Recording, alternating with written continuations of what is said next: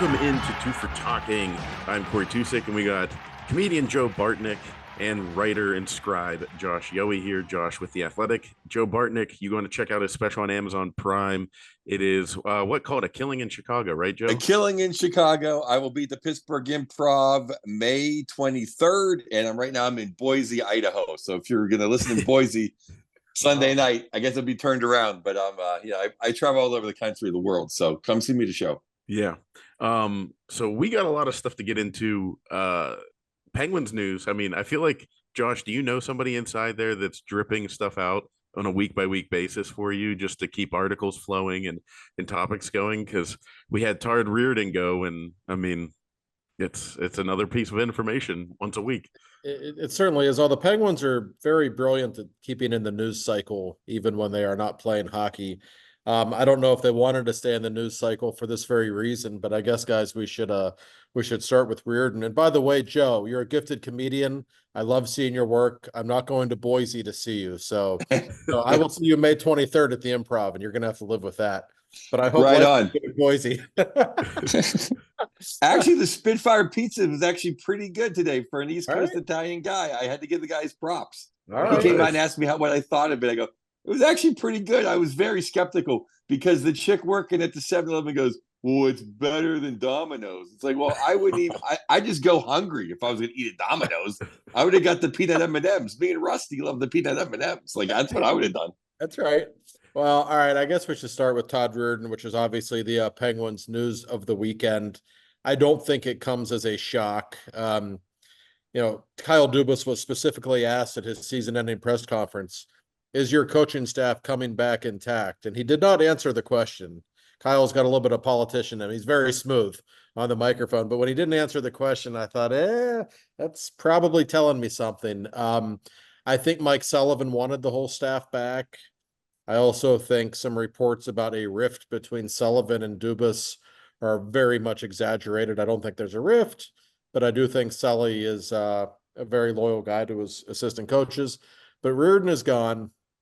Not a shock. On a personal level, I feel terrible because he's one of my favorite people on earth. I assure you, Reirden's a really good guy. Nobody worked harder than him. He was literally one of those guys who was at the rink at 7 a.m. every day and, that 15 hours a day there putting the time in. But let's be honest, the power play was historically, I won't even say historically bad. I will say it was historically embarrassing. And it's the single biggest reason the Penguins didn't make the playoffs. And he was coaching the power play. He's going to have to take his share of the blame. And Joe, here we are. The people got their wish. Todd Reirden is gone. Josh, I'm sorry for him. I'm sure he's a family guy. I hate to anybody lose their job. But if 20 people in the front office or administration staff, if they're going to lose their jobs, basically because there was no playoff money, then the guy maybe most responsible for there being no playoff money would be the coach of the power play. That's right. If you want to just lead the flow chart that way, but we should, so it's sad to see him go. He's a good man, but it's kind of like somebody had to take the fall for that. And as much as it probably falls on, Letang, Gino, Carlson, Sid, Sully, I think the main guy, the easy lightning rod would be Reirden. But we should dig into how to improve it, because that's the biggie. I think I've said on the first episode of this podcast, can we just run the 1-3-1 and just like everybody else? And there's 2 points, and you can speak up, Josh. One, I thought the last 5 games, finally, Carlson was shooting the puck, making it through, and kind of putting some mustard on it to where you have a cannon. Because you can see Evan Bouchard, the cannon. Cannons on power plays always work. And the second thing we need is a net front presence.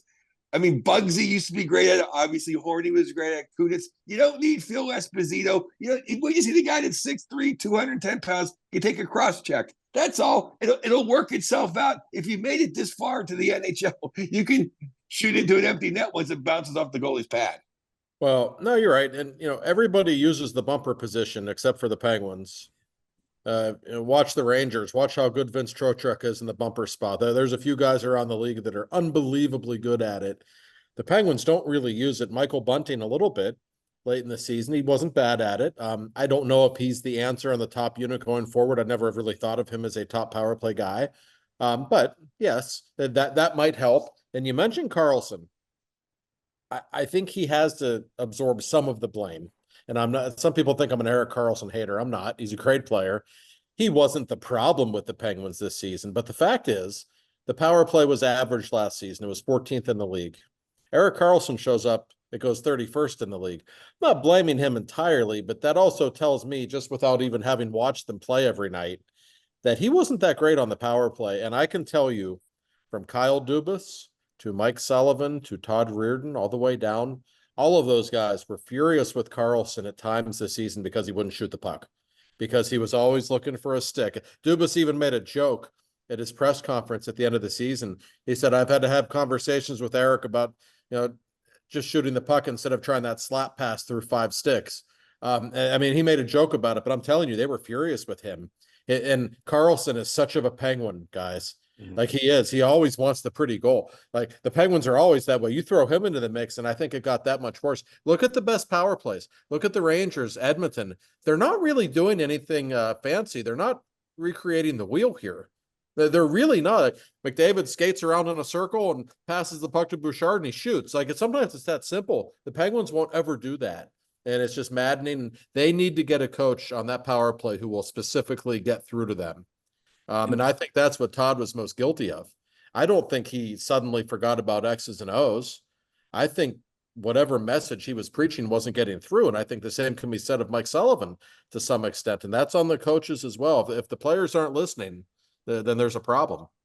Yeah, I agree. I think Gino was lost on that power play.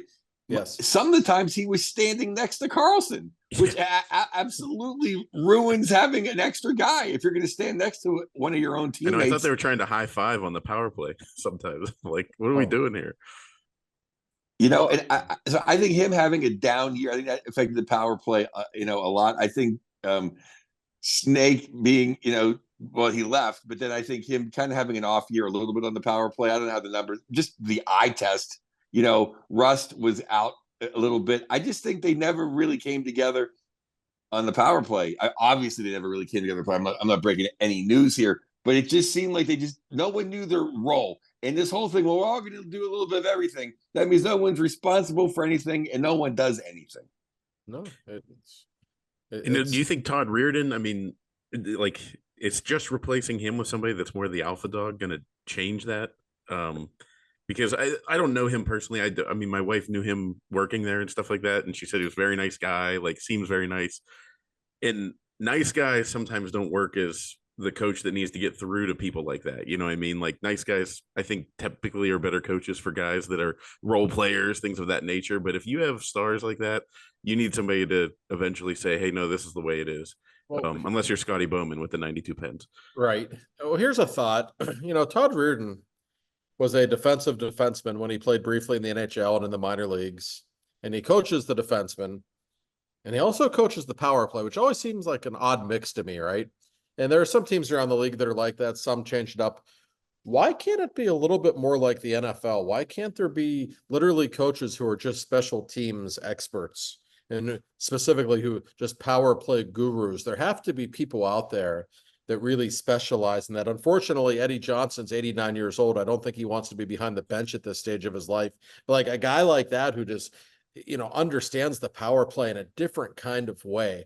I really think the Penguins need to search for somebody who has that kind of a background. It's not so much the personality, I don't think, with Crosby and Malkin and Karlsson. It's just those guys respecting you and what you're preaching. Rick Tocchet's a nice guy. I mean, he could be a hard ass, but he's a nice guy. But they just respected him and knew that he knew what he was talking about so much that they actually listened to him. And I think, and it's not an easy position to fill, but they need to get somebody that those guys say, oh man, this guy really knows what he's talking about. In some respects, I blame Sullivan in the same ways that I would blame Tomlin for a play call here or this. The buck stops with Mike Sullivan. Like he can say, shoot the puck. He can put people on the ice that are going to shoot the puck. He is the boss. This is the only guy that these guys want to play for. They should listen to him. So maybe Sullivan should not what's the word? Delegate. He should instigate the power play. I think he needs to, Joe, because at some point his job's going to be on the line. I mean, let's be honest here. I know FSG loves him. He's just entering the 3-year contract extension. He's a great coach. Nobody's dismissing that. But if they go 3 years in a row not making the playoffs, when it's not like they're trying to rebuild, they're trying to still win right now. If they go 3 years in a row at that point, I have to think his job is in jeopardy as well. And I don't think he's ever really felt threatened in that way during his time as Penguins coach. And I wonder if he will respond a little differently this season, knowing like, hey, if I don't get these guys back to the playoffs, it might be my ass this time. That can change people. So I'm very curious to see if he changes his approach. This is the only time that I've felt that I think it is time, to be honest with you. I think a major change has to be done. I think I don't know what it is, because of the no trade clauses and my love for those guys. Like I think I said last week about how much I love Vinny Trocheck, and I wasn't willing to give up Gino for him. Right. Those are the guys we love. So it's like, but something has to change.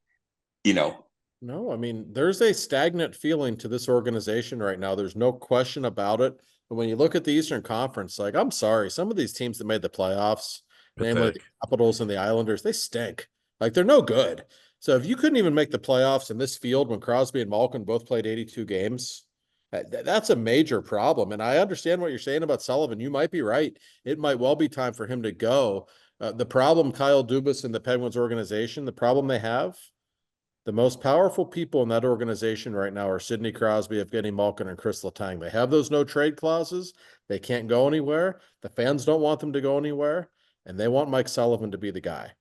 And so it's a fascinating situation when you look at it. It's easy to say fire Sully, but you got to put yourself in Kyle Dubas' shoes. Like, wait a second, if I fire Sully, how's Sidney Crosby going to take that? He's not locked up in his new contract yet. You got to think about stuff like that. That would be like a movie screenplay. If like the minute Sid signed his contract, they turn around and boot Sullivan. I know it'd be like Moneyball-esque. Because but no one's more pro Sully than me. I just don't know if this is the first time I've ever thought maybe it's the time, only because we've talked about this before. They just do things. I think you even said they look like a not well coached team.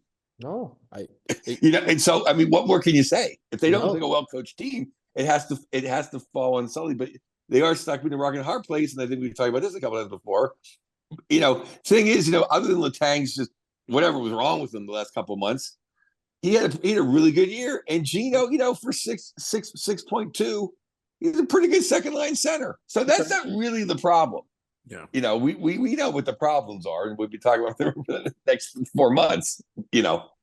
Well, speaking specifically about the power play, Madden's been calling this for a long time. I know a lot of people have. We wrote an article today in the Trib saying, put Sidney Crosby on the half wall, and that should be the power play. And I agree with that, but I also am always torn because he's so good down low. And he doesn't really he doesn't have the bomb like Gino did or Lemieux did, but I think that the argument out to have him on the half wall outweighs lacking having a hard slap shot. If the puck is going to be on his stick most of the time and he's the quarterback, I think that's the way to go. But I'm curious to what you guys think. And will it? I guess what do you think? And will it happen? Well, I thought that Sid has a pretty good shot. It's a very accurate shot. So I think that really helps when half our team misses the net by 3 feet. It's a breakout always the other way. I thought Gino plays pretty good down low, and the few times he played it at the end of the year. So I think that could work out for Gino.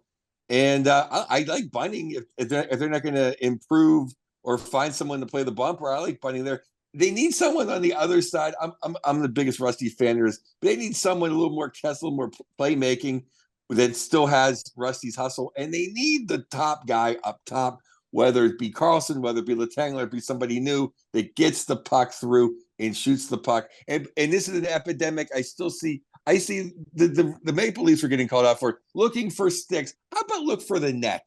I'm sick of people looking for sticks. Look for the net. I Josh, agree your with thoughts? you. And Joe, you hit on something. You took the words out of my mouth. Gino's good down low. Gino's a big horse down low. When he goes to the net, when he really, makes when he has that mindset, he scores a lot of goals down there. He just doesn't always like playing down there. I think he needs to, not just because he does it well, but because when Malkin and Carlson are both up high, it's just a massive liability. I don't trust those two when they're both at the blue line. I really don't. And Malkin, for all that he is still very talented and, like you said, a very good number 2 center still, he's lost a step. And when somebody gets by him on the PK, he's not catching him. It's a 2-on-1 the other way every time. We saw it time and time again last season. Crosby is not perfect. He'll turn the puck over on the power play too, but he is more responsible than Malkin. I think playing him up high at this point probably makes more sense. Gino down on the goal line is not a bad thing at all, in my view. So I would certainly move in that direction. But I still think so much of it depends on Carlson and his decision making. I just think we saw him, and there were a couple of pretty goals this season when he would look for Sid and those slap passes and the beautiful deflections. There were a couple, and they were great. But more times than not, just shoot the puck. It might go in. You're there for rebounds. And more than anything, when you watch how penalty kills play against the Penguins, they have no respect for them at all because they know they're not going to shoot the puck. And all they do is clog passing lanes. If you shoot the puck every once in a while, it opens up all the pretty plays that they want to make. And they're just so impatient. They won't look at it that way. So maybe we should be coaching the power play. I don't think so. But I'm fascinated to see who they bring in. I'll just sit there and yell shoot the whole time. Yeah. Did I tell you guys how the season ended? I don't know if I may have, if I mentioned this last week, I apologize. But then the very final seconds of the Islanders game, last game of the year, Carlson was just holding the puck and he wouldn't shoot. Jeff Carter's family is right behind the bench. They're ready to come out on the ice. Sully walks past and shoot the expletive puck as he storms into the locker room. I'm like, oh, this is like the guy sitting in the balcony section at the Igloo. This is great. Well, Josh, you said there were some pretty plays. There were some beautiful plays that will make the year-end wrap-up video look amazing. But the fact they were 31st on the power play, there wasn't that many of them. No, yeah, that's right. Yeah. And speaking of Gino down low, you know what? Like one of the ugliest pretty goals ever that people always forget because we think of Sid playing down low. And you mentioned Phil Kessel. The play, I think it was game 4 against the Sharks in 2016. That beautiful, it wasn't a slap pass. It was almost like a wrist shot pass to Gino where he tapped it in right on the goal line. Yep. That if they could bring that back and Gino's legs aren't a liability if he's down low. If we have a playmaker on the other wing, and it's like you mentioned, Josh, I think it's worth having Sid on the half wall just for the security that he's going to take care of the puck. Right. No, that's right. And you're right. And that goal, I remember the goal you're referencing about Malkin. How many goals have we seen Sid score over the years where he just plants his ass to the side of the net? He just won't budge and he just goes to the net and he scores goals doing it. Gino can do that too. He had a couple this year. Yeah, he did. I would love to see him just become more of a shot first down low guy as opposed to some of the stuff that we saw during the season. So I don't think there are any quick fixes. And you're right, Joe. I love Rusty too. And Rusty is better on the power play than I ever thought he would become. But they've never really replaced Phil Kessel on the left wing wall. I mean, he was such of a difference maker. He could beat you with his shot and the way he saw the ice. I don't know who there is to go get or if they can get anyone, but it's still a liability on their power play. And Ricard Raquel's not that guy. No, and obviously Mitch Marner's not that guy either. Well, I was thinking that Raquel might even be, and we've talked about this, and I think Raquel was probably if Dubas wants to earn his money, I think he's the most marketable guy that could be shipped to the West. I mean, look at my mistress team. You don't think the Kings could use Raquel? Oh, probably could. No, and if I'm the Penguins, I don't even ask for much in return. I just want to get rid of that salary, and I am completely happy. Absolutely. If the Kings will pick up the tab for their West Coast trip when they do like a dad's thing on the beach or something, I think that would be an even exchange. Or just give them their cinematographer for their Top Gun cinematographer. They're playing volleyball or flag football or whatever that is with the Kenny Loggins soundtrack. that kind of segues a little bit. I guess we could segue into segment number 2 on the other side of the break, getting into the postseason and stuff like that. But I'll just leave it as a little cliffhanger of we're talking about Mitch Marner and Phil Kessel. And last week I was calling for it, and then boy oh boy did they wrap up their first round in unflattering fashion. So we'll get back to that and more on the second segment of Two for Talking.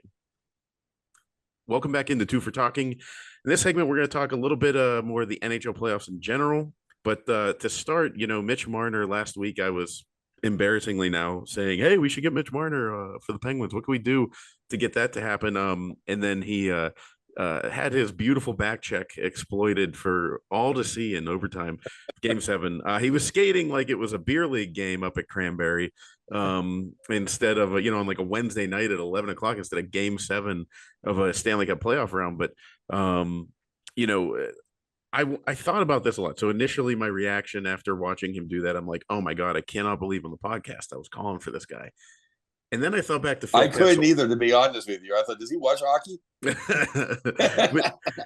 I see the pretty plays. I'm a Penguin fan. I see the pretty plays and I get drawn in. But I remember Phil Kessel didn't really have the best. He didn't have the biggest reputation for being a work hard guy whenever he came to the Penguins.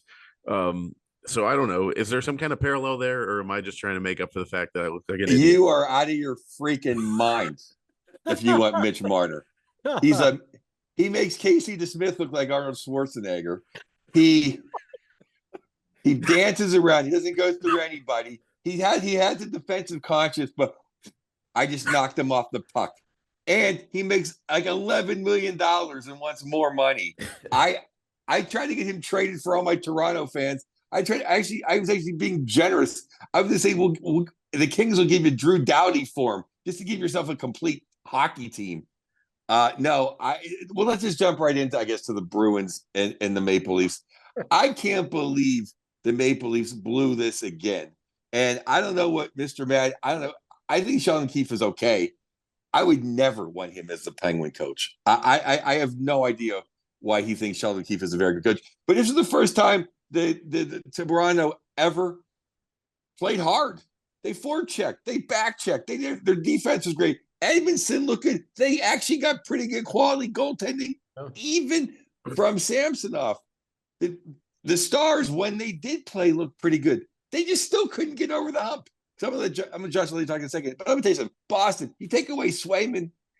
Pasta played one good game, really. Yep. And the Rat, that's it. To me, Boston is way closer to being the Capitals, except for Pasta and Rat, than they are a good hockey team. Oh, and Swayman, I should take that. And Swayman.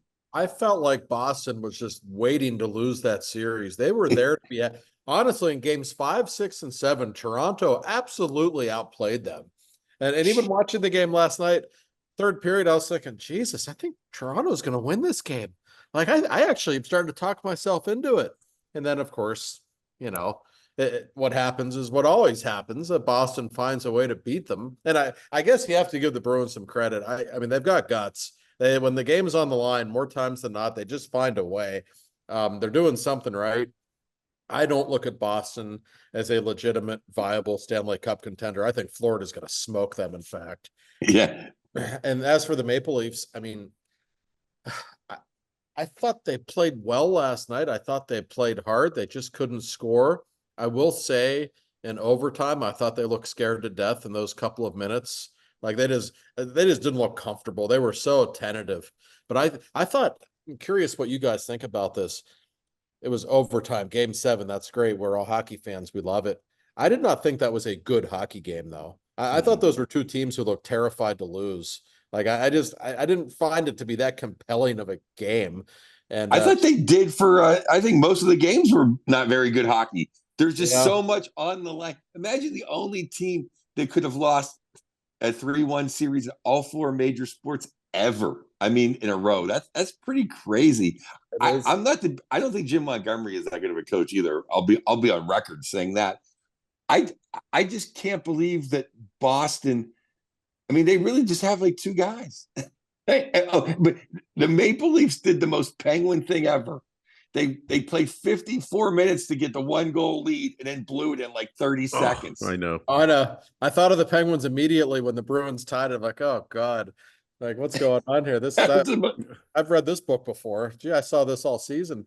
Yeah. So, and by the way, the Maple Leafs, like, let's be honest, there are changes coming. I'm guessing Keefe will be out. I don't know that. He certainly sounded like a guy who didn't expect to have a job. I think he immediately went into analyst mode. Yeah, it was kind of bizarre, actually. And when you look at their big stars, like Matthews is their guy. He's not going anywhere. The guy scored 65 goals or whatever it was. Nylander is really coming to his own. He's a hell of a player.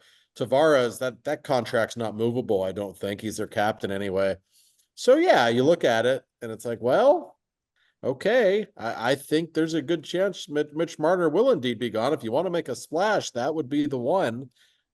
It's never boring north of the border, that is for sure. I gotta say though, guys, I know so many Maple Leafs fans. Like I'm talking older people who have never seen them win the cup. I do feel bad for those people. They love that team so much, and they just get their heart broken in the worst possible way every single spring. It's unbelievable. It's predictable. We knew it was coming, but it's still terrible. I feel the same way. I felt bad for them. I mean, and you can see it happening. Like they're gonna win. They're gonna win game 5. They're gonna win game 6. And they couldn't even lose in regulation in game 7. They had to go to overtime. That's right. And they had maybe 3 minutes of actual clock time of actual, hey, we might win this thing. Right. And it went away like that. And how about Swayman save when it hit off of a Wotherspoon? I mean, that talk about saving the bacon. I mean, he basically saved Montgomery's job. You know, I was always a big Charlie McAvoy fan. He kind of stunk up that series, I thought. He was bad last night, I thought. I'm a big McAvoy fan, too. I think he's a great player. Yeah. But he was not good in that series. You're right. I will say Swayman is really good. Swayman's great. He finally hey, play Swayman, you moron. Yeah, that's the best goalie. Play him. And I mean, if they have a chance to beat, of course they have a chance against Florida. They're a good team, but Swayman needs to stand on his head. I mean, there's no question because that Florida team, that's a different kind of hockey team. They can beat you so many different ways. And I just think when I look at the Bruins roster, they're just not good down the middle. And I know you're not going to just replace Patrice Bergeron. That's an all-time great Hall of Famer, but they are weak down the middle. It's hard to win playoff series against really good teams when you're just not impressive at all at the center position. And that's what I see when I look at the Bruins. And they looked a step slow to me the last couple of games too. And some of these teams we see are so fast. And the Bruins, I just felt like their team speed wasn't quite the same. I think they're fighting an uphill battle in this round. Yeah, I mean, I picked Florida to dispatch them easily. I put in my pro hockey news piece. I said, well, if anyone wondered what Bergeron with real offensive skill looked like, not the kind they pretend he has, then they can watch Barkov. Oh, Barkov is going to play like I think they need Sammy Bennett to beat the Rangers or to beat Carolina, but they're just a wag. I mean, they can't even get Lomberg in the game. I know. I mean, in their defense, those guys are. I mean, I always like Ekblad, but he's just a man. They're all men back there now. And Bobrovsky, he outshined Vasilevsky. He played better than Vasilevsky. I mean, I thought Tampa played a great. Stamkos was amazing. They just could not beat Florida. No, you're right. And Bobrovsky seems to have figured out the playoffs. It took him a long time, but he's really good. And you're right. When you think of Florida, you know the blue line's good. They might have the deepest set of forwards in the league. They're probably the nastiest team in the league to play against. They'll just beat the hell out of you. They'll beat you that way, and they're not afraid to do it. But you mentioned Barkov, and when you're talking about a playoff series and matchups, that guy is so hard to deal with because he will shut down your best center, and he'll still put up his numbers. So you're right. He's a latter-day Bergeron. I mean, he is more physically gifted. I mean, he is a great player, and you could make a compelling argument that they're the team to beat in the whole tournament the rest of the way. They really are that good. And when you think about it, Tampa didn't even poke the bear. Like they didn't even get Kachuk pissed. I know. You know what I mean? Like, I mean, that series went by like Kachuk didn't even put his stamp on it yet. Like Florida played great, and they still have a couple more levels they can get to. That team is that team is scary. Oh, and you know what Florida is? They're a great villain. Like a league needs a good villain. There was a game this year. Florida was playing the Penguins, I'm trying to remember how it went down. I think Florida like shot a puck after the whistle had blown on offside, and the Penguins got mad. And Kachuk was like, "What are you getting mad at me? The whistle hadn't even blown." And then the same thing happens in the other way a couple of seconds later, and Kachuk just went insane because the Penguins did this. It's like, wait a second, what are you doing? Oh, Like, yeah, it was Jeff Carter. It was Carter. I think Carter. it was, yeah. Yeah. It's Yeah. like, but it was like funny. It reminded me of WrestleMania 8 when Ric Flair was cheating to beat Randy Savage the whole time. And then the one time Randy Savage cheated, Flair gave a great interview afterwards where he said, "This man cheated. He pulled my tights." Like, like that's what Kachuk made me think of. But then I just started laughing. I'm like, these guys are good for the league. They're a bunch of jerks on the ice, but that's good. Like they are entertaining television. And they score goals. The Sammy Reinhart, like they score. Their Yeah, how about offense. him? Yeah, and Mikula was just a big lug for like three other teams. He goes down there. And you know what? You always hear the Canadian guys. You don't cheer for teams. You cheer for players. I would like to see Paul Maurice win a cup. I think he's been around a long time, Yep. and he means well. And if he's one guy you wouldn't mind seeing win a cup, it would be that guy. And I He's mean, one of my favorite. Oh, go ahead, Corey. Oh no, I was just gonna say, wasn't he left Carolina like the year before they won the cup, right before the lockout, right? Is that when he got replaced? I believe he did. That's right. Yes. Yeah, he's one of my favorite coaches in the league. He's just a very interesting guy. He doesn't speak like most hockey coaches do. You know, he's kind of an intellectual, but just still very down to earth, likable guy. I'm telling you, that team is going to be a handful for everyone else in the East. And I think, we're gotten to the point where, we're still not sure who the eighth team to make it to the second round is because as we're talking, the Vegas Dallas game hasn't taken place yet. But we might literally have the 8 best teams left in the league when the second round really gets underway. That doesn't always happen. There weren't really any colossal upsets. And I think this second round could really be something because there's just a bunch of heavyweights left, guys. Yeah, usually that's like why this is the first. Well, that's why, like this year, I went as we speak. I went 6 of 7. I went 6 of 8. It could be 7 of 8 if Dallas comes through. Because I was really good in first rounds for a decade. In the last couple of years, I've been hazed. Who screwed you, Joe? Oh, an idiot. I thought the Maple Leafs were. I am. If Dallas wins Game 7, I go 8-0 for the first time in my life in the first round. I've been like 3-5 and 4-4 the last couple of years. So congratulations. No, seriously, congrats. I mean, Carolina just came in waves. An embarrassment of riches. I said when Kuzi's on your fourth line. I mean, come on now. I mean, and that to me was the best Freddie Anderson has ever played in the playoffs. Now, I'm not watching the game right now, so I'm not distracted, but I guess it was 3-1. But I picked Carolina over the Rangers because I thought Shesterkin was barely tested against Washington. Yeah. And I thought their best player was Vinny Trocheck. I love Vinny Trocheck, but if Vinny Trocheck's your best player, you're not beating the Carolina Hurricanes. No, but the Rangers are still pretty good, though. It's going to be an interesting series. He scored a goal today, by the way. I saw it. Yeah, it's 3-1, and But no, I mean, I don't know. I usually get more excited for the first round than any other round of the playoffs because I find you get some upsets. Everybody's still got a lot of energy. It's usually the best series, and there were some good series in the first round. But I think the second round, you're going to have Colorado against Dallas or Vegas. That's a series I want to watch. That should be great stuff. Carolina and the Rangers. If the first period of that series is any indication, there's going to be some serious violence. I mean, really nasty games. So I think at least a couple of these series really could be spectacular. Yeah. What did you see now out west? I'm so happy for Rick Tocchet, and I'll tell you that she loves saved that whole franchise's bacon.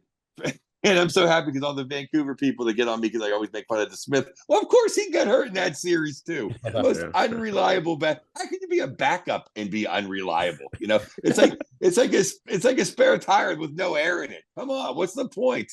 But what he really saved was the Dakota Joshua's bacon because that guy took the dumbest penalty you've ever seen in that game. I call that the Berube. When you take a penalty so egregiously, so stupid that you cost your team that game which in turn cost your team the playoffs. I really thought that was the dumbest thing I've ever seen. I give Rick Tocchet so much credit, and I admit I am biased. He's one of my favorite people in hockey, but I also think he's a hell of a coach. And I think he's going to win the Coach of the Year this season, and I think he should. What they did, you're down to your third string goaltender. They really had to alter how they play. Like they're more of an offensive minded team. When you watch when they're at their best, they like to win games 5-3. That's kind of how they play. Mm-hmm. And Rick realized, man, we're playing a really good defensive team in Nashville. And now we really have a decided disadvantage in net. So we need to play a better defensive game and just slow things down and find a different kind of way to win. And that's exactly what they did. That's what well-coached teams do. So I give them so much credit. Well, can we get back to we'll turn it back to Penguins real quick. So why can't Sully, who's a great coach, why can't he? Hey, you know what? We're not going to beat this team running and gunning. Or is Vancouver? How is he able to pull that off in Vancouver? I should say. Maybe the guys wearing 87 and 71 and 58 and 65 just won't do it. I mean, that's something we need to consider. They don't want to play that style of hockey. They really don't. I think that's part of what we're dealing with here. I'm not blaming them for everything, certainly, but I think that's part of it. I mean, like we all know the history of the 1-4 delay that the Penguins ran against the Capitals in '92, and Mario was, the one that led the charge for that. Mario of all people. So it's like I've been wondering that, like, well, come on, guys, like, what does it take? Because if you want to win, you want to win. You know what I mean? Like Tom Brady loved to throw 70-yard touchdown passes, but he was also okay with throwing checkdowns to get first down. So I don't know. Yeah, I don't know, and we do have like all summer to debate. Yeah. It's something we should definitely dive into. I also want to just get back to some of the other just to finish up the West. Yeah. I mean, how good is Jesus? I mean, he literally it was like he was on the varsity playing against the JV. And is it just me, or did the Kings just serve that up on a platter for them? It was like penalty after penalty where it was just, don't put them on the power play. That's what you need to do. I mean, and I'm not going to be a King homer here. There is some shady calls, but some of them they shouldn't have made it. The Kings gave the refs a chance to make those calls. Yeah, the refs didn't have to. They didn't have to make those calls, but they stupidly gave him a chance to make those calls. And I love Rick, but I don't see any way Vancouver stopping Edmonton. The series that I thought was maybe the second best series of them all was Dallas and Vegas, because I was just like, oh my God, Dallas got smoked those first two games. It was funny. And the second game, Dallas played a great first period and a half, and then literally Vegas did the old Philly hockey. Let's take some penalties. We'll go 4 aside. And then, hey, look, it's our power. We'll take our power play. We'll go shorthanded, and then away. But then Dallas is just. I like them all season. I kind of picked them all season, but I just kind of. I think it's going to be Colorado, but I think Colorado's going to. Well, I mean, Colorado. Are you kidding me? I know Colorado has a gear that I'm not sure anyone else has. When they're locked in, that team is scary. A couple of things. That Dallas Vegas series. Listen, I'm from Pittsburgh, Pennsylvania. I like my hockey game 7-6, not 2-1. But I have to say, at the end of the second period, that game was scoreless, game 6. But I thought to myself, this is a hell of a hockey game. Like, this was not some boring, like the Bruins and Maple Leafs was not a very good hockey game to me. This was different. Like, to me, Vegas and Dallas is two heavyweights going at it. It's a great series. I've really enjoyed watching that a lot. And as for McJesus up in Alberta, this is a cliche. It might just be his time. It's not going to be easy to beat that team 4 out of 7. The way he and Draisaitl are playing right now, and they won a 1-0 game in that series, game 4, I think. Like if they're able to win games like that too, and that's a different dimension. You don't want to be in a shootout against them, but if that Oilers team has matured to the point that they're winning games. We saw it with the Penguins in 08 and 09. They got to the point where they could win those games, those low-scoring games. They didn't need every game to be some high-scoring shootout. That's a pretty frightening thing, and I love Vancouver and what they've done. I don't think they have a chance to slow down that Oilers machine, and I really think we are looking at an Oilers-Colorado conference final, and that will be hockey pornography, gentlemen. I mean, if you like hockey and entertaining hockey, McKinnon and McDavid in the conference final. Sign me up. I can't wait to watch if we get that series. Exactly. I think to beat Edmonton, you're getting. Hey, Skinner played well in that for Edmonton as well. Yeah, yeah. I think you need to have a very deep team, and if your big guns can neutralize or stay even with Jesus and Leon, then I think you have a chance if you have the depth of, say, Dallas and or Colorado, that your third and fourth lines can chip in. I mean, these guys play in the top two lines, but how about Lehkonen and Nikushkin? I mean, they let McKinnon and Rantanen have pedestrian series by their standards, and they just avalanched literally the Jets. And then Hellebuyck had Hellebuyck didn't have any saves, but he had a lot of excuses. He sure did. And by the way, did I see Hellebuyck spoke with the media once all series? He just refused to speak with the media after every game. Usually I don't give guys a hard time for that, but for God's sake, man, like a little bit of accountability can go a long way, you know? Well, I mean, just saying that he thought he played great and he thought his team let him down. I'm paraphrasing is right. What? It sounds like the LeBron of hockey. Yeah, well, it really did. I like George. I mean, George 5, you talk about it. I love when guys, kind of get kicked in the teeth and they get up and they prove themselves. And I thought George V, hey, people want him tarred and feathered in Denver last game 1, and then he really played good. He really played good. He's going to have to stand up to Jesus probably at some point. But I give him credit. The pressure he was under after game 1, the way he played. I mean, I know a lot of Colorado fans, they all said, you got to get him out. Can't play him anymore. The guy's shot. And all of a sudden he got it together and he was fine the rest of the series. If they get average goaltending, they might be the best team in the league. And Zach Parisi's been phenomenal for them in a bottom 6 role. I mean, they are so deep. They have the star power.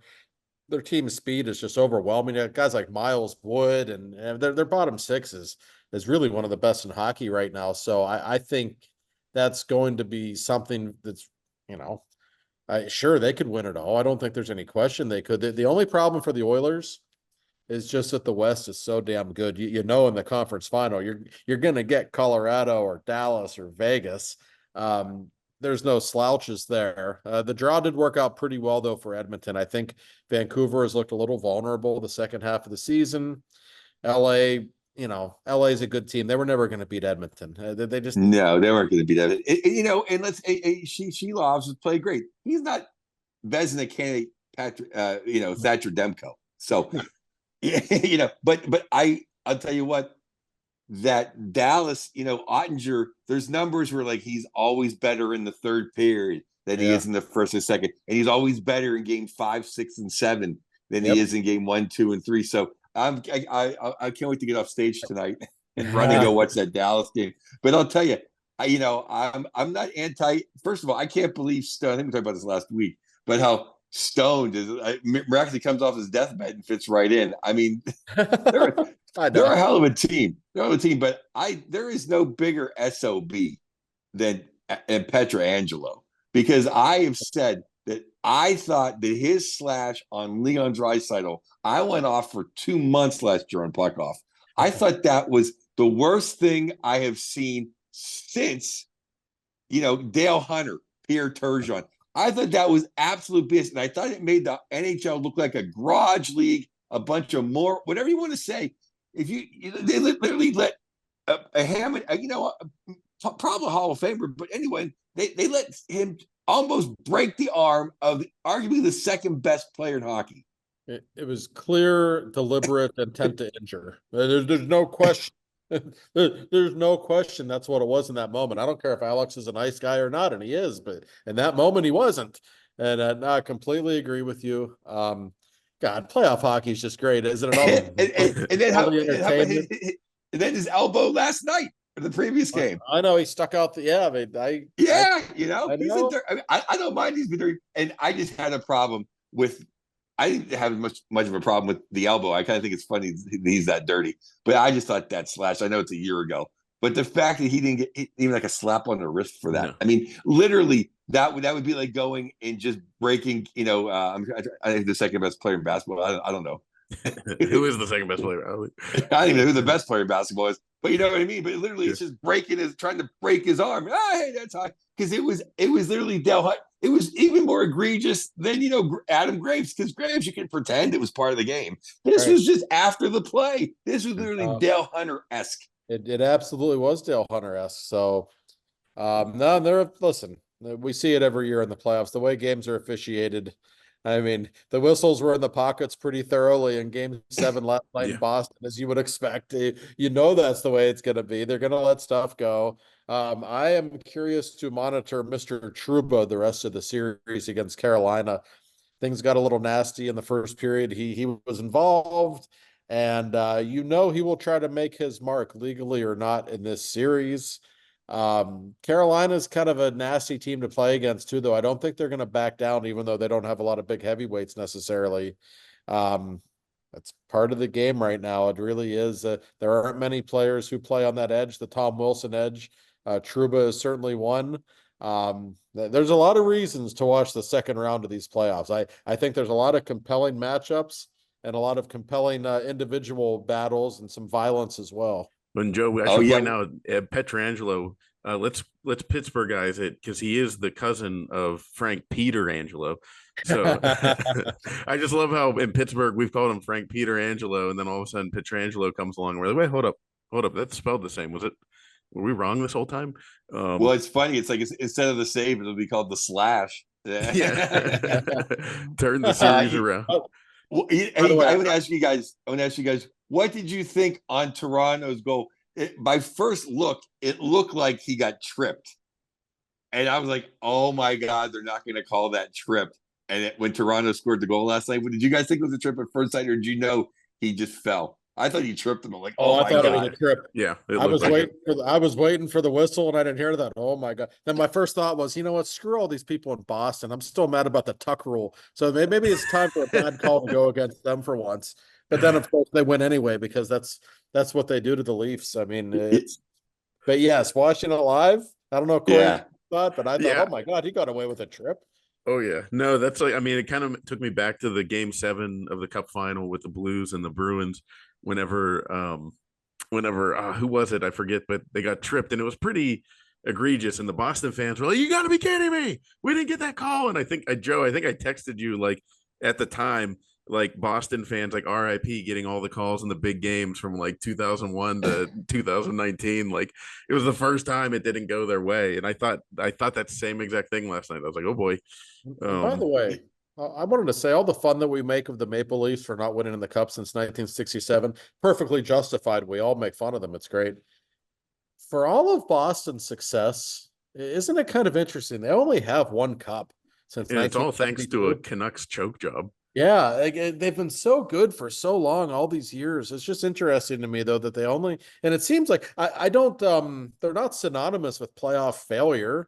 I mean, they're usually a formidable out, and yet for whatever reason, still only one Cup all these years. Just interesting to me that we always kind of elevate them, I think, in the last couple of decades with, the Penguins, Kings, Blackhawks, but really, you only that's the national media, Josh. That's right. You're right. That's Saint Patrice Bergeron, and I will die on the hill that he is so overrated. I'm not saying he's not a good two-way center. I'm just saying they want to sneak him into the greatest center conversation, and it's not even close. Oh, he's a wonderful player. I'll take him on my team every day. Oh yeah, I'll take Ronnie Francis over him all day long.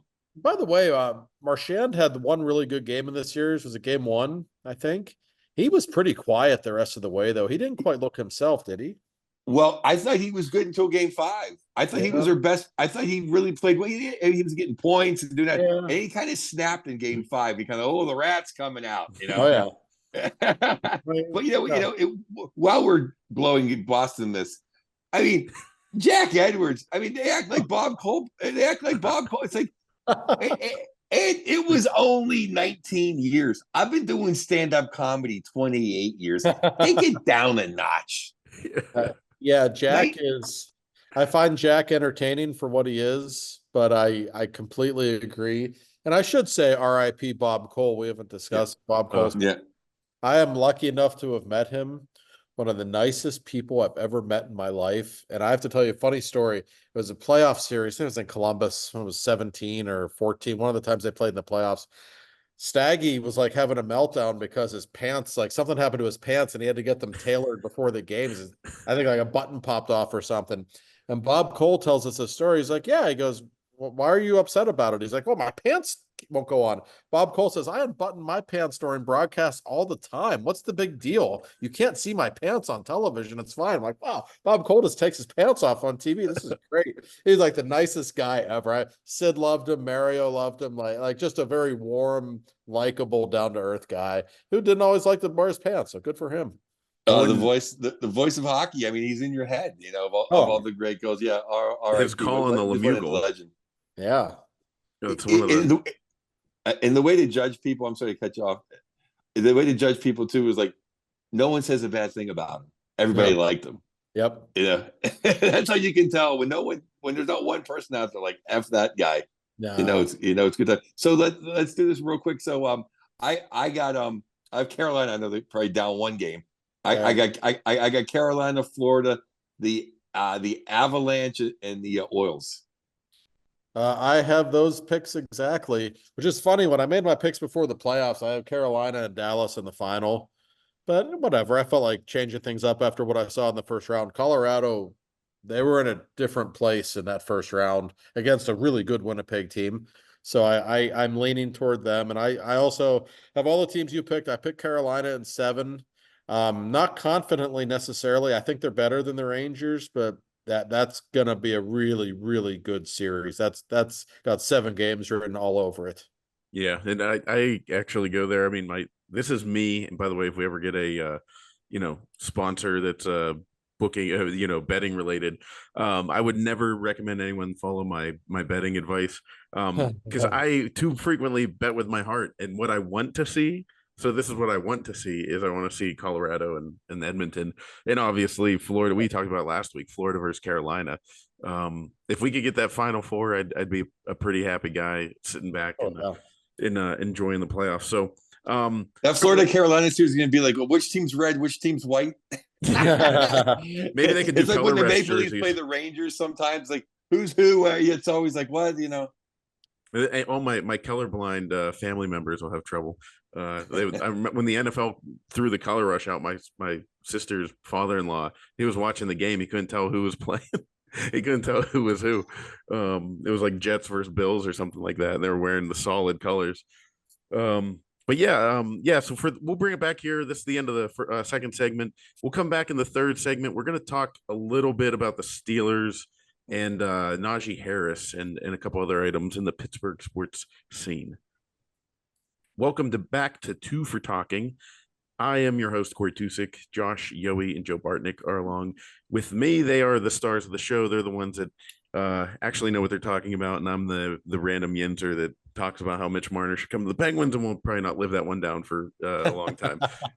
I'm just gonna forget you said it. Like that never happened. I would like to think you would forget that I said it, but you're a comedian, and it's in your catalog now of things that you can go to on me.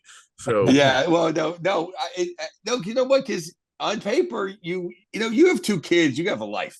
I just tell Dick jokes, drink booze, and watch hockey. Like I watch way too much hockey. On paper, so we should get Marner. I make it's not a mistake.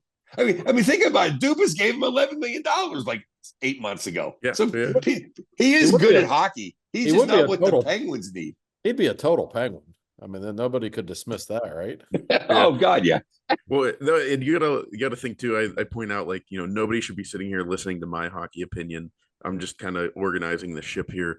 And I do, Joe, I'm glad you bring that up. The filter, which I feel like I mentioned when we did those Twitter spaces back at the beginning of the season.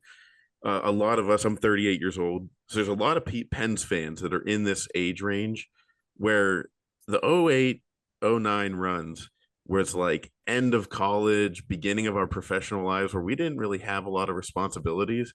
So we were at the bar till 2:00 in the morning every single night, either celebrating the victory, depressed about the loss. I know, Josh, you had just started covering the Pens at the time, but and you're a little bit older than me, but I mean, we were all kind of in that world, and now that group of Pens fans is like me sitting there watching the games on my phone while I'm putting like a toddler down, like to go to bed. You know what I mean? And like I'm sitting there. That trip you were talking about, I specifically was like, like like I had to like not react too much because I was like, I have a child that's about to fall asleep. I can't blow this. So yeah, it is an interesting world we live in now for the those I don't know, what are we, millennials that You grew up with. you want to hear a great me being a dad? Yeah. Steeler fan story. So we are home. So the Steeler games come on Monday Night Football in San Francisco. Like I think they're later now, but they were like at 4 o'clock.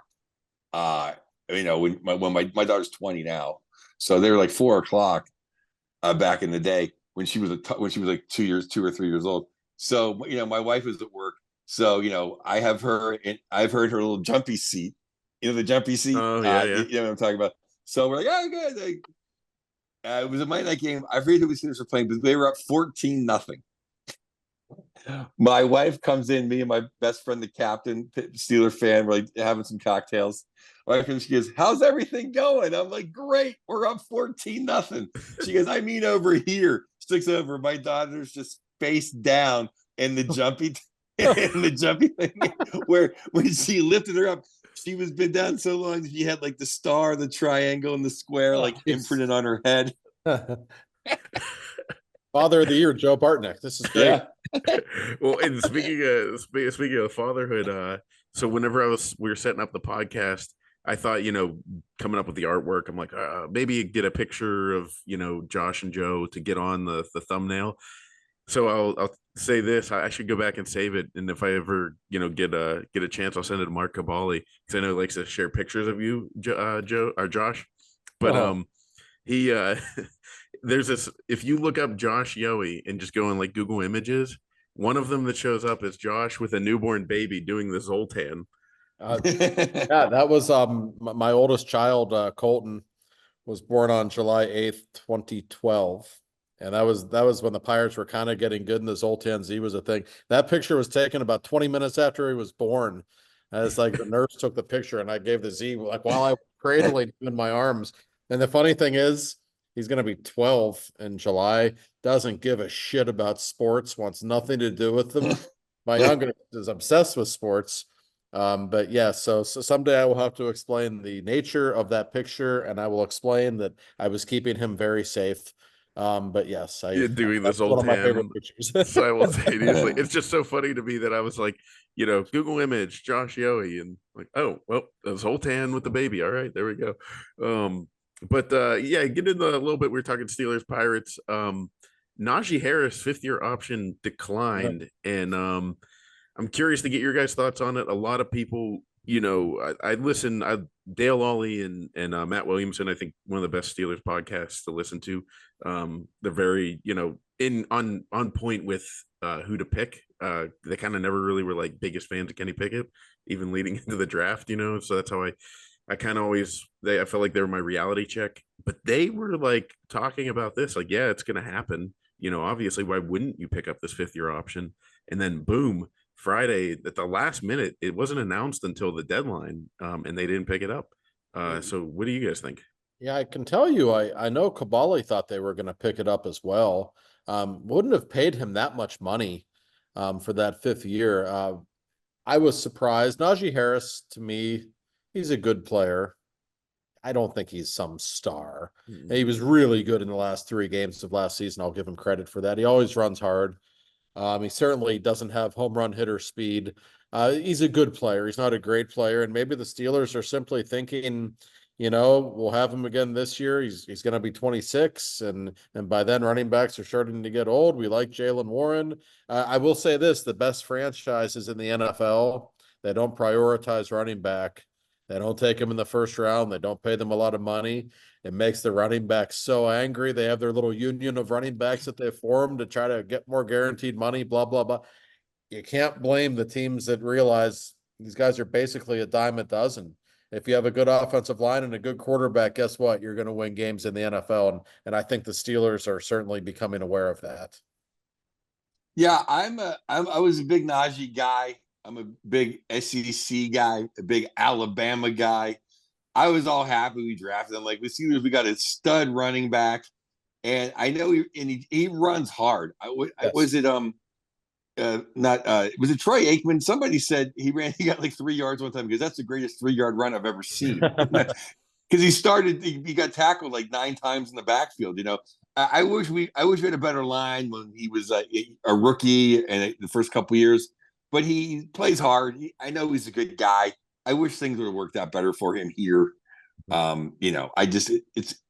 It'd be cool if he's like, oh, he's gained 1,500 yards every year. Of course, we'll pick it up. He's one of the best running backs in the NFL. I think is he Tony Dorsett? Is he breaking? It's how old I am. I mean, is he a breaking speed? Not really.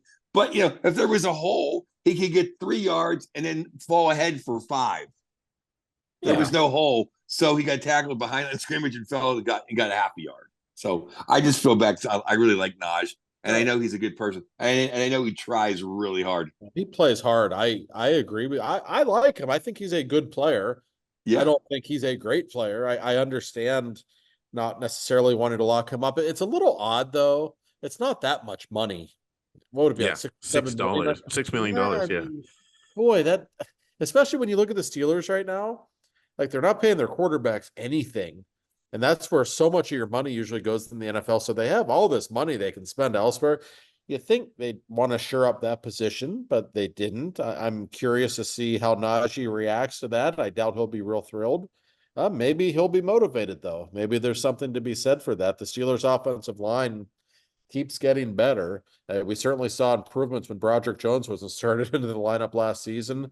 Now you got a couple of really talented guys. It's going to be a young offensive line. That's something to keep in mind. But they should be able to run the ball this season. So I'm surprised, though. I really thought they would bring him back for that next season, and they still may. We'll see. But I think we are learning, guys. This isn't your grandpa's Steelers anymore. This isn't Kevin's Steelers anymore. Omar Khan and Andy Weidel, they do things much differently, do they not? Yes. Now, Corey, I have a question. Is this, if Josh knows, anyone can answer. So this 5-year option thing, is it like basically he was a restricted free agent this summer? No, in hockey parlance, and then we didn't sign him, so he has one more year, and then he becomes an unrestricted free agent next year. Like we have him through 4 years, but if you're a first round pick, the teams can pick up the 5th-year option where they automatically have you at a specific rate. Right. And so he'll be on he's on the team next year, but at the end of next season, he would be an unrestricted free agent, I believe. And I just thought that it's really odd that they bolstered the offensive line. And in my opinion, he probably is going to have a pretty good year this year. And then he's an unrestricted free agent, and you could have had him for $6 million, and you might want to keep him, and it's going to cost you a little bit more. Well, maybe he won't be pissed about this too. I mean, listen, he's right in his prime. If he has a big year, maybe somebody gives him big money on the open market next summer. I mean, that's entirely possible, and that will certainly have him motivated. But I just think we see NFL teams now have certain philosophies, and one of them is very simply, we're not going to spend a lot of money on that position. And I just think that's what we're looking at right now. By the way, this was the most smooth exit and entrance ever for, like, I have to throw this out there. I could have let it go for the people that listen on the audio and don't watch the video. They would have never seen that Joe dropped off and joined the call during Josh's answer. Oh, Joe disappeared on us. The Wi-Fi in Boise must not be great, I'm thinking. Yeah. I'm asking him on unmute. He'll get there eventually. But yeah, I think the NFL. It's not at all in this hotel. I'm sorry, I could hear you guys. I'm not even on the Wi-Fi. The Wi-Fi was so slow. I'm like, I'm just going to use old Spectrum. I thought it was going to be the most brilliant point I was going to make this whole show, and had to wait an hour into it and I get jumped off. What was it? Go for it. Would the devil's advocate, if that's the proper wording, would be, okay, we both our offensive line, so we can get anyone that's going to be a better running back. And then instead of getting a guy that's 5 years, like a car that's 5 years old, we can get a fresh, brand new car next season without all the wear and tear of being beat up by a mediocre offensive line for the last 5 years. We can get a young guy next year to jump right into this fresh, big offensive line. That might be what they're thinking. I think that's entirely possible, Joe. I think that they see too that, honestly, running backs nowadays, like Jaylen Warren, I mean, where did he even come from? Wasn't even drafted. I mean, And you see that a lot. I mean, a lot of the best running backs in the league are not first round picks. And I think so much of it is, hey, if you have a good offensive line, you can put up numbers running the ball. And I think the Steelers are aware of that. And listen, this has been the best Steelers offseason ever, just in terms of entertainment value and unpredictability. I mean, it has just been wild. All the experts have been wrong every step of the way because they're just doing stuff that they've never done before. Oh, and it's Yeah, probably no, making. it's almost like Rutherford, the GM of the Steelers. I know Yeah, no. he's pretty fast and loose. And now, speaking of Rutherford, Josh, were you behind the Grim Rutherford account? I always wondered. I was like, that would be the like funniest troll ever because you were interacting with Grim Rutherford frequently. I would, and I would also DM Grim Rutherford quite often. And I finally said to him a few years ago, I said, hey, I said, who the hell are you? So I said, I know who you are. Like, I can tell I'm talking to somebody that I know. And he would just never say. And he has since disappeared. Grim Rutherford was one of my favorite Twitter accounts back when Twitter was fun and not quite as hateful. You had people like Grim Rutherford who just kept things loose. And I miss him a great deal. Yeah, yeah. And There's always Penguins Jesus still available. I have met Penguins Jesus. I'm proud to say that he's a very nice man. I believe he went to Southmoreland High School. He's like from Smithton or something. Guess that's where Jesus comes from. I never knew, but yeah, yeah. He's a carpenter. he could have been from New Bethlehem. That would have been even better. Yeah, no, Penguin Jesus is a cool guy. Yeah, but yeah, Grim Rutherford too. When I'd read his tweets, I'd hear them in this grumbly Jim's Rutherford voice. Yeah. Yes. Oh, Josh, long way to go, Josh. Long way. There ever stuff that like you obviously can't say it, but are there things where Rutherford just threw out there that you're like, Jesus Christ, like if I could drop that, like Oh yeah, God, he would like, Jim's like an older guy, but he would say things sometimes that like younger people say that would make you laugh. When the Penguins won Game 7 in Washington in 2017, the classic Fleury performance, they won 2-0. I'm walking down the hallway to get on the elevator to go to the locker room right when the game ended. Jim happens to be walking right beside me, and I looked at Jim. I said, "Congratulations, Jim." I said, "Your team's got a lot of balls." And he actually stopped in his tracks, and so I stopped in my tracks too. And he looks at me, and he puts his arm around me, and he says, "Balls for days." Like that. I said, Jim, I'm impressed that you know that expression. But, he was the greatest to deal with. He really was. He's an old man. His balls probably do go for days. I'm not going to chime in on that, but he would think that was funny though. That's what I'm here for, Josh. You're the inside scoop. I do the big jokes. It just makes me now I'm just having this like Johnny Knoxville doing the old man thing with his balls hanging out of the shorts. I'm glad Joe got a dick joke in before we wrapped up things. Yeah. Well, speaking of dick jokes, the Pirates are having trouble with their wood. So Andy Haynes, is that his name? Haynes. That's how much I care about him. That's his name. Good Lord. I know we've gone through with Matt Canada, Todd Reirden now, and Andy Haynes. So it's like there's this element of the sacrificial lamb. That doesn't solve anything. You know what I mean? Like, obviously, Kenny Pickett sucked.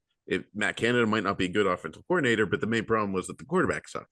But I think it's a little different with a hitting coach. Whenever, I said to my dad over the weekend, all these guys made it to major leagues, and all of a sudden they don't know how to hit.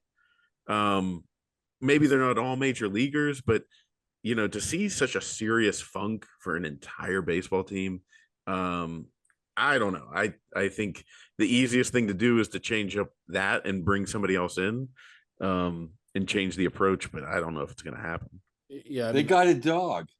And now I feel sorry for the dog. Like it's like the homeless guy's dog. You just feel bad for the dog.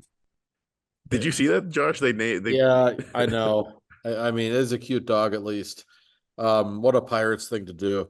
As for Haynes, I mean, here's all I need to know.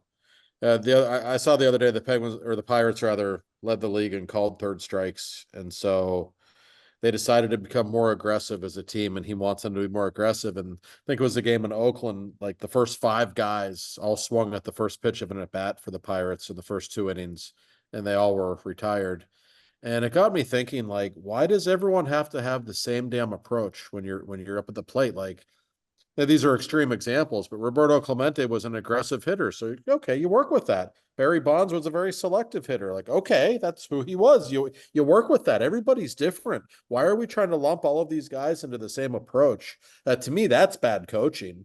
And maybe the Pirates don't have that much talent, but they have some talent. These guys are all hitting 210, literally. Like, it's really embarrassing. So I think it's fair to question this guy and that whole coaching staff. We were starting to wonder how often, like, when they show the little Chiron with their stats, I felt like they were showing their batting average less. Like, my dad actually pointed out, he goes, "They're not. I feel like they're not showing the batting average as much on purpose." Like, that might be true. Something is what I think. Yeah. I do see the Pirates. I feel like they're TV evangelists. Yeah. Like I'm not going to tell anybody what to do, and people enjoy them. And if that's what you enjoy for the entertainment value, you enjoy yourself. But just don't give them any of your hard-earned money, because it's a scam. That's right. Oh, it's a huge scam. You're absolutely right. It absolutely is. It's like, if you want to enjoy the Pirates for, you like baseball, you like the park, hey, that's great. But man, to give that dude money, to me, it's just like burning it. No, and boy, every single year we see it, that they start off the season well. All these Pirates fans, like, this is the year, we told you, trust the process. Now they're like 6-17 in their last 23 games against really bad teams. By the way, they're not a good team. Against the A's, I forget which game in the series it was. They lost all 3, so it doesn't matter. The A's. Yeah, I know the A's were like, literally, they had an announced attendance of 3,000, and which means there's got to be about 1,000 people there. And so I'm listening to the game, and while I'm putting my kid to bed, and they're like, this guy is so wild. He threw it over the catcher to the backstop. Then he bounced a fastball. Like bouncing a curveball in front of the plate. Sure, that happens. Oh, yeah. He bounced a fastball, and he goes, "Well, if I were the Pirates, I'd be really." I think it was Joe Block. I'd be really patient here, and it was boom, strikeout, boom, strikeout, boom, strikeout. And it's like, and that other thing my family were talking about over the weekend, which Greg Brown, by the way, nicest guy in the world. Yes. And I'll give him a little shout out. He came out and announced my son's T-ball game on a day off. Like, just randomly. He went to see somebody score a run. Yeah, I know. That's what the joke was. Everybody said, "Oh my God, he's going to see some action tonight." But my dad and I were sitting there. I said we had a communion party and stuff like that. My dad's like, "When's this guy going to snap? Like, he's just going to lose it eventually." Greg's been getting pissed off on the air recently with the Pirates' incompetence. You can tell it's taking a toll on him. He hasn't been able to raise the Jolly Roger much recently. He's very frustrated. I like Brownie, by the way. I think he's great. I love his enthusiasm for the Pirates. I worry about him, though. He's been the Pirates play-by-play guy for like over 30 years. And if I'm not mistaken, before then, he did all 4 Bills Super Bowl losses. Then he went from Buffalo to Pittsburgh. Think about what that man's had to endure in the last 35 years. Well, I believe Lenny Fratteri just quit because he couldn't take the losing anymore. Lenny Fratteri was a great announcer. I mean, I still think about him, and there was no doubt about it. Oh yeah. If you ever go back and see the great Frank Reich comeback game, you'll see that Greg Brown is the announcer. Yes. You're like, what the hell? Yeah. So what an unfortunate situation for the nicest guy, the most positive guy, and really knows his baseball. And I just feel like he's about to blow a gasket. Oh, as we all are. Anybody who cares about the Pirates. My mom called me the other day. She's a huge baseball fan. I get the call once a week from her. I'm like, uh-oh, Pirates just lost. Here it comes. Like, Josh, they can't even put the ball in play. They all strike out, and Cruz can't hit lefties at all. It's embarrassing. I'm like, I know, Mom. I know. Said, you still get so worked up about the Pirates, and she does. But she comes from the generation, she grew up in the 70s when they were great. And there's a whole generation of people who love baseball so much then. And to see what this organization has become, 40, 50 years later, it's just completely embarrassing. That's what makes me sick. I would love to get Mama Yohe on the podcast talking Pirates, because I thought about that when you sent out a screenshot of the call and you said we're on minute 26 of my mom ranting about the Pirates. Yeah, I mean, she's a social introvert with everybody except for me, but maybe we can fool her into thinking it's FaceTime or something. I'll see what I can do. Yeah, it's a crime. I hope that what they've done to baseball in this town. Yeah. It's a shame, but who knows? They won 2 in a row against the Rockies, who had only had 7 wins before the series started, and then they got number 8 on Friday for sure. They were due. Yeah, I mean the Pirates almost threw 2 no-hitters this weekend, and nobody noticed because we barely won. I'm glad I gave my plugs for my gig before the Pirate segment. Yeah, in that case, I'll plug the email that nobody will email now. But you should send all your Pirates questions. But yeah, no, go check out Joe May 23rd. Absolutely, I'll be there. I can't wait. I'll be there, and I thought this whole time it was a Friday. Now it's a Thursday, so that I might be coming solo, but we'll see. I'll try to drag my wife along. If not, I'm trying to snag somebody. Anywhere in the country, you come on out and see me. You know, because we're all around the world on Apple and Spotify and everything. Fun show, guys. Yeah, no, good show. And you can email the show guys with questions. 2 for talking, the number 2 for talking podcast@gmail.com. Follow everyone on Twitter. I'm not going to say their handles because it's 2024 and you can figure it out. Yeah, we'll do this again next week, and enjoy the playoffs, everybody, and we'll catch you later.